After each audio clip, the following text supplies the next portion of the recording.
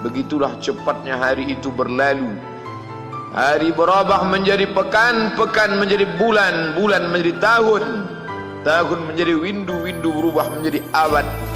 Yang mati hilang, yang dulu hidup kaya, hari ini hanya tinggal kenangan saja. Kemana mereka dulu yang hebat-hebat, bangsawan, para penguasa? Semuanya mati ditelan zaman. Yang tinggal hanya apakah dia orang paling baik, dicatat dengan tinta emas, atau dia orang paling jahat, dihujat, dicaci dan dimaki. Harimau mati meninggalkan belang, gajah mati meninggalkan gading, manusia mati meninggalkan nama, nama yang baik atau nama yang buruk. Wa tilkal ayyamu nudawiluha bainan nas. Demikianlah hari demi hari kami pergantikan di antara manusia.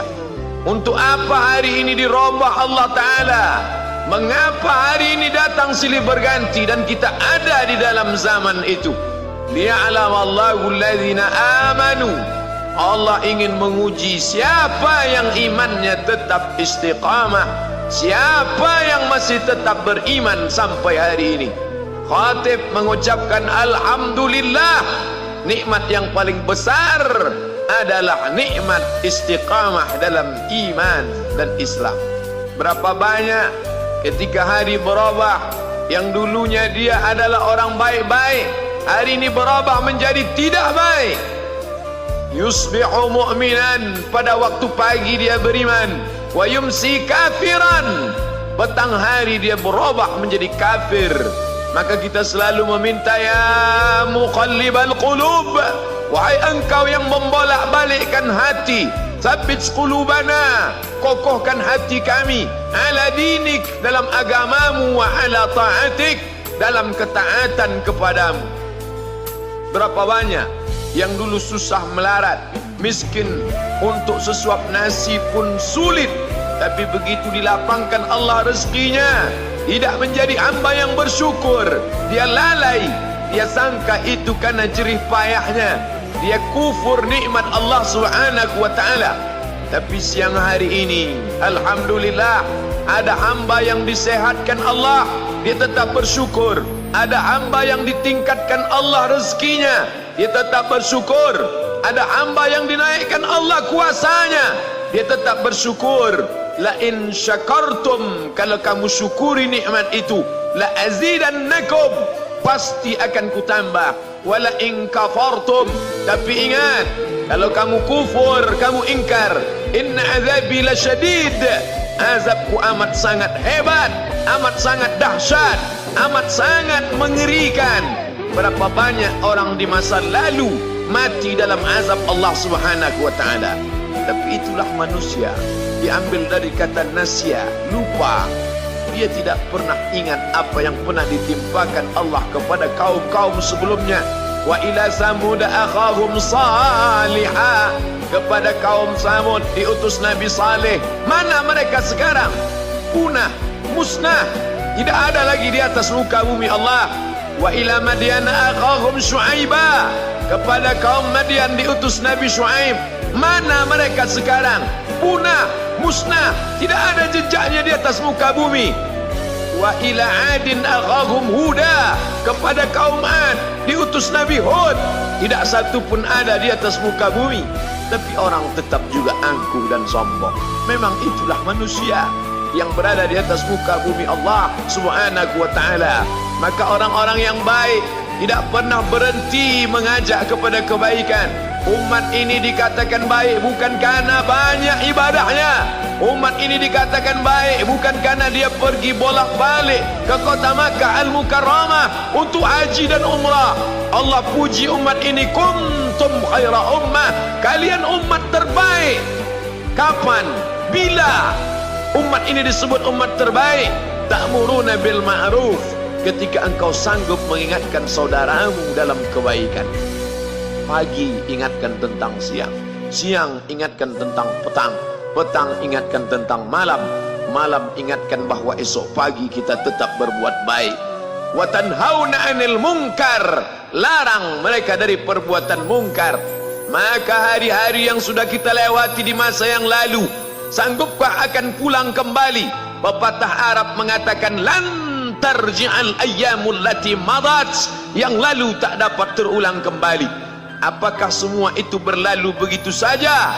Tidak ada yang percuma, tidak ada yang gratis, tidak ada yang sia-sia. Semua akan diminta pertanggungjawaban di hadapan Allah Subhanahu wa ta'ala. Sejak kita tegak di atas muka bumi ini, sejak kita diberikan nafas, diberikan hidup, diberikan nyawa, maka sejak itu kita ditanya, apa khalaqnakum abatha? Apakah kalian kami ciptakan sia-sia? Apakah kami sangka? Apakah kamu semua menduga bahwa kami menciptakan kamu lalu kamu tidak akan kembali menghadap kami? Semua akan diminta pertanggungjawaban di hadapan Allah Subhanahu wa ta'ala. Tidak ada kata yang dapat terucap dari lidah orang beriman selain ucapan astaghfirullahaladzim. Ampunkan segala dosaku di masa yang lalu. Aku lalai dan lupa ya Allah. Kami termasuk orang-orang yang menghilangkan usia kami ya Allah. Kami tak tahu ke mana umur kami selama ini. Berapa jam untuk perbuatan dosa, berapa untuk perbuatan maksiat. Padahal ketika tiba masanya, kami semua akan menghadapmu, dan pada saat itu semua akan dihitung menit demi detik. Detik semuanya tak ada yang dapat dari luput panggilan Allah Subhanahu wa ta'ala. Tidak ada yang lepas daripada pengawasan.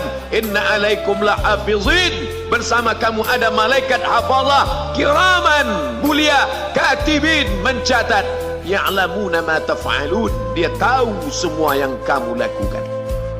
Betapa waktu-waktu yang lalu itu tak dapat kita tebus dengan apapun selain kita perbaiki di masa yang akan datang. Tingkatkan kualitas salat berjamaah, tingkatkan membaca Al-Quran.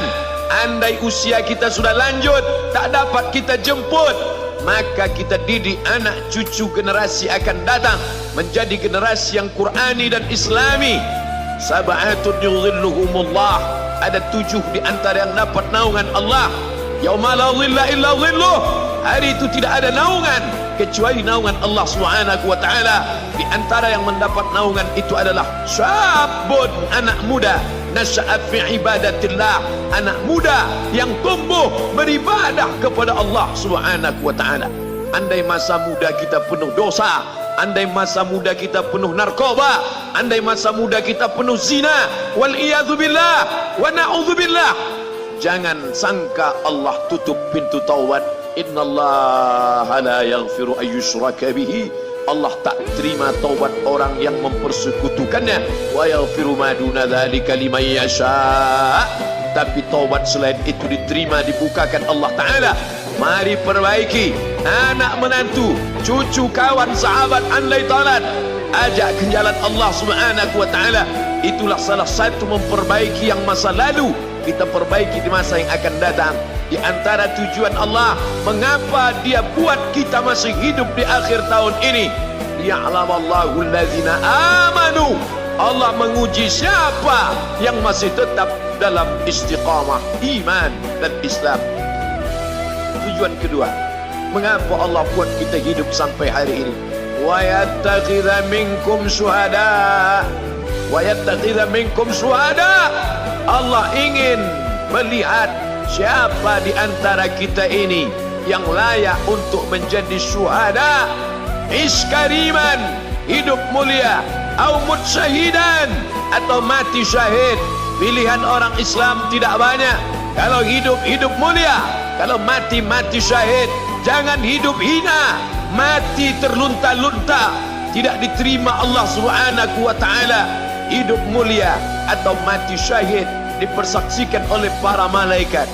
Man kharaja fi talabil ilmi, siapa yang keluar rumah dengan niat menuntut ilmu, fahuwa fi sabilillah, maka dia seperti orang yang berjihad fi sabilillah, yang jauh meninggalkan kampung halaman, menuntut ilmu di perantauan. Jangan kau sangka kau anak yang terbuang, engkau adalah seorang syahid. Andai mati dalam perjalanan, maka matimu adalah seorang yang mati syahid.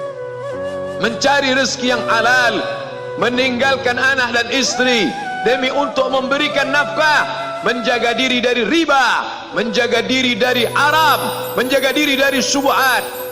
Ditinggalkan anak yang masih kecil, istri yang memerlukan kasih sayang. Kutinggalkan kalian bukan karena hawa nafsu, tapi ingin mencari yang halal. Tetesan air mata, penuh keringat dan kerinduan, munajat di tengah malam, dibayar Allah Ta'ala dengan tetesan darah seorang syahid.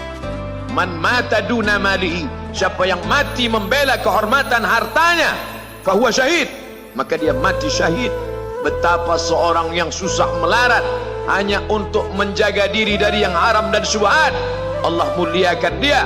Inna akramakum indallah, yang paling mulia di antara kamu di sisi Allah, atqakum, yang paling takut kepada Allah. Ramai kita di rumah Allah ini, yang paling kaya kah yang paling mulia? Tidak. Yang paling ganteng dan paling hebat kuasanya kah yang paling mulia? Bukan. Yang paling berilmu, buya, kiai, ulama, apakah dia yang paling mulia? Tidak ada jaminan. Tapi yang paling takut kepada Allah Subhanahu wa ta'ala, takut terjerumus dalam riba, takut terjerumus dalam syubhat, takut makan haram, sehingga dia biarkan dirinya dalam kesusahan, susah dalam pandangan manusia, melarat dalam pandangan orang kaya, tapi hidup mulia dalam pandangan Allah, para malaikat, nabi dan rasul. Hari ini orang itu dikatakan bodoh, hari ini dia dikatakan goblok, hari ini dia dikatakan kamu tolol sekali. Mengapa tidak kamu pakai kekuasaanmu? Mengapa tidak kamu pakai kesempatan? Hidup hanya sekali, pakailah sesuka hati.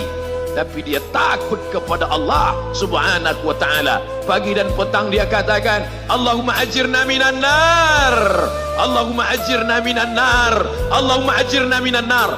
Selamatkan kami, aku, istriku, anakku, keluargaku dari api neraka ya Allah.